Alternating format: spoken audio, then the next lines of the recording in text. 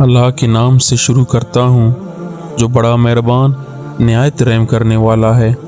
اللہ پاک سے دعا ہے کہ اللہ پاک آپ کے تمام جائز خواہشات کو پورا فرمائے، آمین۔ تمام ناظرین کو اسلام 313 چینل پہ خوش آمدید۔ قوم لوط پر اللہ کے عذاب کا واقعہ۔ حضرت لوط علیہ السلام اللہ کے ایک برگزیدہ نبی تھے۔ آپ حضرت ابراہیم علیہ السلام کے دور زمانے میں اہل سدوم کے رہنمائی کے لیے نبوت کے منصب پر فائز ہوئے۔ سدوم کے آس پاس 5 نہایت ہی خوبصورت شہر آباد تھے۔ یہ علاقے نہایت ہی سرسبز و شاداب اور قدرت کی فیاضی کا حسین شاہکار تھا۔ یہاں باغات کی کثرت تھی، لہلہاتی کھیتیاں یہاں کی ضروریات سے کہیں زیادہ تھیں۔ اردن، شام اور اسرائیل کے درمیان بسا ہوا یہ علاقہ نہایت ہی زرخیز تھا۔ یہی وجہ تھی کہ آس پاس کے بستیوں کے لوگ بھی اپنی معاشی اور غذائی ضروریات کو پورا کرنے کے لیے ان بستیوں کی طرف آتے تھے، مگر یہ بات سدوم کے لوگوں کو بالکل بھی پسند نہ تھی۔ ان کے خیال میں ان کی بستیوں میں پیدا ہونے والے پھلوں، اناجوں اور سبزیوں پر صرف ان کا ہی حق تھا۔ وہ نہیں چاہتے تھے کہ دوسری بستیوں کے لوگ ان کے علاقے میں آئیں۔ ایک دن سدوم کے لوگ اس بات پر غور و فکر کر رہے تھے کہ باہر سے آنے والے لوگوں کو یہاں آنے سے آخر کیسے روکا جائے کہ ابلیس ایک بزرگ کی شکل میں ان کے محفل میں آیا اور کہا، اگر تم ان سے پیچھا چھڑانا چاہتے ہو تو میرے کہنے پر عمل کرو۔ ابلیس نے کہا کہ اگر تم ان بستیوں کے لوگوں سے نجات چاہتے ہو جو تمہاری بستی میں آ جاتے ہیں تو ایسا کرو کہ جب بھی کوئی شخص تمہارے علاقے میں آئے تو تم لوگ زبردستی اس کے ساتھ اپنی خواہش پوری کرو۔ اس طرح یہ لوگ اس بستی میں آنا چھوڑ دیں گے۔ پھر اہل سدوم نے اس فعل بد کو اپنا پیشہ بنا لیا۔ اپنی نفسانی خواہشات کے لیے مردوں سے بدفعلی اس قوم کا دستور بن گیا تھا۔ یہاں بے حیائی عام ہو گئی تھی۔ حکمران، سردار، راؤسا، ہر طبقے میں گھر گھر یہ عمل پھیل گیا۔ بڑی محفل میں یہ لوگ اس فحاشی کے کام کو کر کے خوش ہوتے تھے۔ تلمود میں لکھا ہے کہ اہل سدوم اپنی روزمرہ کی زندگی میں سخت ظالم، دھوکے باز اور بد معاملہ تھے۔ کوئی مسافر ان کے علاقے سے بخیریت نہ گزر سکتا تھا۔ کوئی غریب ان کی بستیوں سے روٹی کا ایک ٹکڑا بھی نہ کھا سکتا تھا۔ برہاں ایسا ہوتا تھا کہ باہر کا آدمی ان کے علاقے میں پہنچ کر فاقوں سے مر جاتا اور یہ اس کے کپڑے اتار کر اس کے لاش کو برہانہ دفن کر دیتے۔ حضرت لوط علیہ السلام نے انہیں توحید کی دعوت دی اور بدکاری کے اس گناہنے عمل سے توبہ کرنے کا حکم دیا۔ حضرت لوط علیہ السلام نے کہا، تم بے حیائی کیوں کرتے ہو؟ کیا تم عورتوں کو چھوڑ کر لذت حاصل کرنے کے لیے مرد کی طرف مائل ہوتے ہو؟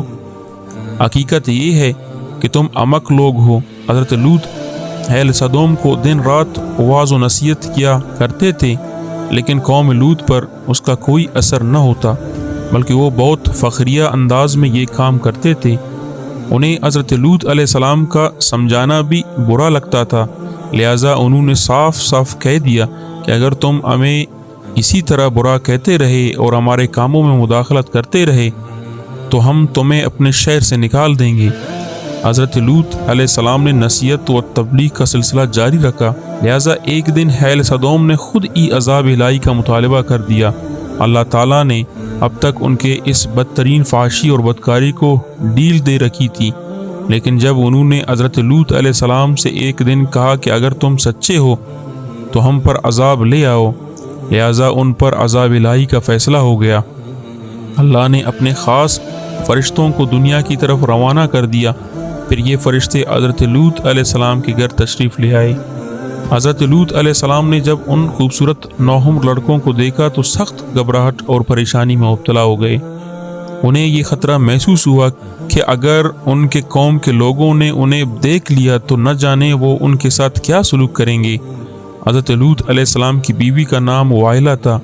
اس نے آپ پر ایمان نہ لایا تھا اور وہ دراصل منافقہ تھی جو کافروں کے ساتھ تھی، لہٰذا اس نے جا کر اہل سدوم کو یہ خبر دے دی کہ لوط کے گھر نوجوان لڑکے مہمان ٹھہرے ہوئے ہیں یہ سن کر بستی والے دوڑتے ہوئے حضرت لوط علیہ السلام کے گھر پہنچے۔ حضرت لوط علیہ السلام نے کہا، اے قوم، یہ جو میری قوم کی لڑکیاں ہیں یہ تمہارے لیے جائز اور پاک ہیں۔ اللہ سے ڈرو اور مجھے میرے مہمانوں کے سامنے رسوا نہ کرو۔ کیا تم میں سے کوئی بھی شائستہ آدمی نہیں ہے؟ حضرت لوط علیہ السلام کی بات سن کر وہ لوگ بولے، تم بخوبی واقف ہو کہ ہمیں تمہاری بیٹیوں سے کوئی حاجت نہیں، اور جو ہماری اصل چاہت ہے اس سے تم بھی واقف ہو۔ حضرت لوط علیہ السلام نے گھر کے دروازے بند کر دیے اور ان نوجوانوں کو ایک کمرے میں چھپا دیا۔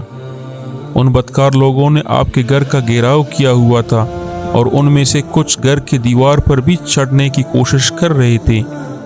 حضرت لوط علیہ السلام اپنے مہمانوں کی عزت کے خیال سے بہت زیادہ گھبرائے ہوئے تھے۔ فرشتے یہ سب منظر دیکھ رہے تھے۔ جب انہوں نے حضرت لوط علیہ السلام کی بے بسی اور پریشانی کا یہ عالم دیکھا تو حقیقت سے پردہ اٹھاتے ہوئے یوں فرمایا، ہے لوط، ہم تمہارے رب کی بھیجے ہوئے فرشتے ہیں، یہ لوگ ہرگز تم تک نہیں پہنچ سکیں گے۔ ابھی کچھ رات باقی ہے، تو اپنے گھر والوں کو لے کر چل دو اور تم میں سے کوئی شخص پیچھے مڑ کر نہ دیکھے۔ اہل سدوم حضرت لوط علیہ السلام کے گھر کا دروازہ توڑنے پر آ گئے، لہٰذا حضرت جبرائیل علیہ السلام نے گھر سے باہر نکل کر اپنے پر کا ایک کونا انہیں مارا، جس سے ان سب کے آنکھوں کے ڈیلے باہر نکل آئے اور بصارت زائل ہو گئی۔ یہ خاص عذاب ان لوگوں کو پہنچا جو حضرت لوط علیہ السلام کے پاس بدنیتی سے آئے تھے۔ حضرت لوط علیہ السلام حقیقت جان کر مطمئن ہو گئے اور اپنے گھر والوں کے ساتھ رات ہی کو نکل کھڑے ہوئے۔ اس وقت ان کی بیوی بھی ان کے ساتھ تھی، لیکن کچھ دور جا کر وہ واپس اپنے قوم کی طرف پلٹ گئی اور قوم کے ساتھ جہنم رسید ہو گئی۔ صبح کا آغاز ہوا تو اللہ کے حکم سے حضرت جبرائیل نے بستی کو اپنے پر سے اکھاڑ دیا اور پھر اپنے بازو پر رکھ کر آسمان پر چڑھ گئے، یہاں تک کہ آسمان والوں نے بستی کے کتوں کے بھونکنے اور مرغوں کے بولنے کی آوازیں سنی۔ پھر اس بستی کو زمین پر دے مارا، جس کے بعد ان پر پتھروں کی بارش ہوئی۔ جب یہ پتھر ان کو لگتے تو سر پاش پاش ہو جاتے۔ صبح سویرے شروع ہونے والا یہ عذاب اشراق تک پوری بستی کو نیست و نابود کر چکا تھا۔ قوم لوط کی ان خوبصورت بستیوں کو اللہ نے ایک انتہائی بدبودار اور سیاہ جھیل میں تبدیل کر دیا، جس کے پانی سے ریتی دنیا تک کوئی فائدہ نہیں اٹھایا جا سکتا۔ سمندر کے اس خاص حصے میں کوئی جاندار مچھلی، مینڈک وغیرہ زندہ نہیں رہ سکتے، اس لیے اسے ڈیڈ سی یعنی بحر مردار کہا جاتا ہے، جو اسرائیل اور اردن کے درمیان واقع ہے۔